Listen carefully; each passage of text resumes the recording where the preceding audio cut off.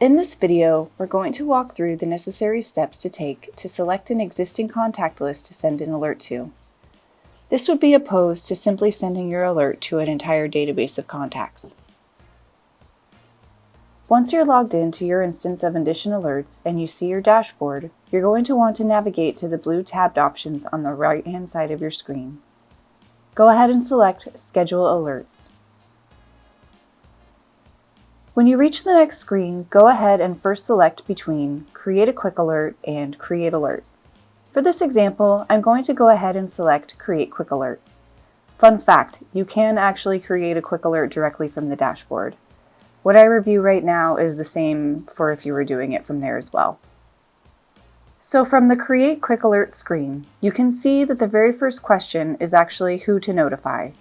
This is where you would make your selection between sending the alert to all of the contacts in your database versus a select group of people that have been segregated into their own contact list.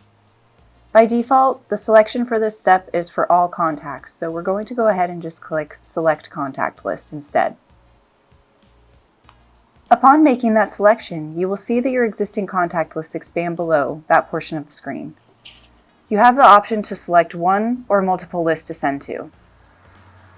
Additionally, if you have some revelation regarding a new segregated group of contacts that you want to create, you also have the option to create a completely new contact list from this point as well. If you click this, it'll actually open in a new tab, so you won't lose your existing work. To continue on and complete this example, I'm going to select the demo contact list here.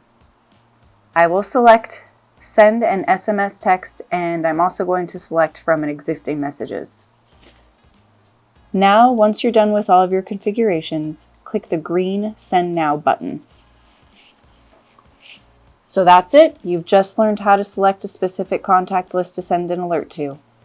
Thanks again for watching this video. Please give a thumbs up if you found it useful, and don't forget to subscribe to our YouTube channel to be notified when a new video drops.